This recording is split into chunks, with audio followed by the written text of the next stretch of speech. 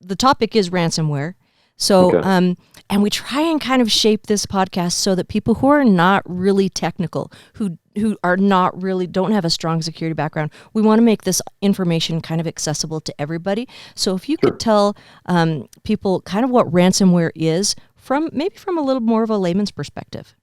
Oh, okay, great. Yeah. Ransomware. Okay, in computer forensics, you'll hear the term malware, which means malicious software or malicious executable. Ransomware is on the evil scale near the top of, of the ladder. It's nasty stuff that you don't want to have any part of. What it is essentially is an attacker will get into your system and he will lock you out of your system or lock you out of your critical files by encrypting them. Mm. And he goes in and he encrypts them all. He has the key to decrypt them, usually. And and then he comes back and says, "Hey, guess what? I've locked you out of your system. If you Mm. want to get back in, you're going to have to pay a ransom." Mm-hmm. So that's where the term comes from, and it's an absolute extortion. Mm-hmm. The companies, it hits everybody. For a while, the hospitals and healthcare industry were kind of the number one targets, Mm-hmm. and then it evolved to where businesses of all sizes were being hit, even down to I have a friend that he got hit, and his business has two computers. Mm. And so it has really spanned the universe of who can fall victim to these things. Yeah. When it happens, what makes it so nasty though is what he says is if you don't pay the ransom, I'm just going to throw away the key, Mm. and good luck to you then. Wow. And another current trend I'm seeing in who's getting hit with ransomware are municipalities. Yeah, absolutely. Yeah, we have done actually two fairly good-sized cities that got hit, and the extent was pretty brutal for them. Right. And especially right now with in the healthcare industry, they have enough stressors on them, but the Absolutely. ransomware impact is pretty high. And the bad guys know this. The bad guys know Mm. that the groups that have to have their information right now are key targets for Yeah, ransomware because they can't that afford to let it go. absolutely. Yeah, when they look at it, if a hospital sits there and goes, "Okay, I can't access X-rays. I can't access their prescriptions. I can't access anything." Yeah, you're right. So the immediacy of the need of the data that they have, those are the groups that you typically see paying the ransoms. Right. And and And that's another road that we could go down whenever you well, want. I But would love to hear. Actually, that is one of my questions that I have for you is Mhm. what do you think about paying the ransom? um, I.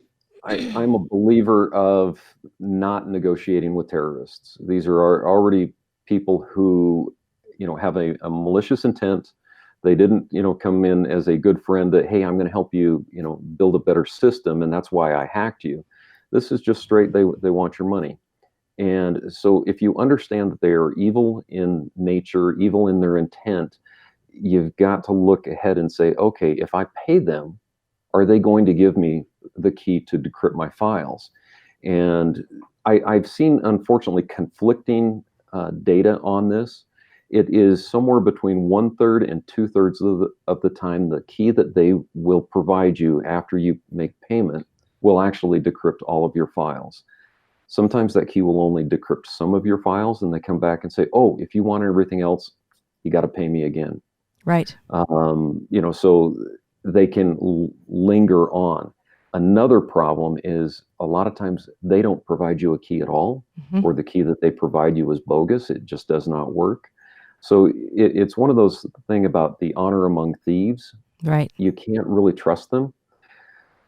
There is one other element in here that's kind of funny. I mentioned that a friend of mine had his business system attacked, locked up with ransomware. Once they realized that he was a very small, potatoes organization, they settled on $250. And so Wow. he pays the money, and the guy comes back and goes, "Oh, dude, I'm not even the attacker who locked you up. I have no idea. I don't have your key." It was a man-in-the-middle attack in the middle of Oh, a ransomware attack. So got his yeah, $250, but it was a got his completely money. different attacker. Well, and Yeah. the other thing that I've heard of is organizations will pay the ransomware or pay the ransom, and their files will be decrypted. But then all of the things, the vulnerabilities that were in place that allowed that malware to be inserted in the first place are still there. And not only are they still vulnerable, they also know that, hey, here's a company that will pay up. And so they will just go in and lock it up again and say, hey, round That two. happened to a municipality that we investigated. 2 weeks later, they hit him again. And actually, the second time they hit him, it was a variation on the first. And so they couldn't use any of the intel that they had gained from the initial investigation. A third thing that happens is that you pay, and maybe they, let's assume in this scenario that they do actually provide you a working key and it decrypts your files, but they put another payload, a malicious payload in your system that might be a keylogger, it might be any other type of thing, and now they come back later and they and exercise a different type of attack against you, where they're now capturing your customer credit card information, they're downloading your PII, your personal information or protected or confidential information. Understanding, and I should have included this in my first description, that a ransomware attack is not typically an attack to gain information from your systems. It simply locks you out. Well, the type of thing I'm talking about now is we've seen them actually drop malicious payloads behind the ransomware that will then allow them to capture your confidential information. And then they come back later on, not to exercise a ransom against you, but now they're just selling your data. They're going Right. on the dark web, Yeah. and selling the attack information. Thanks for watching. To watch more episodes of SecurityMetrics podcast, click on the box on the left. If you prefer to listen to this podcast, it's available on all your favorite podcast platforms. See you on the slopes.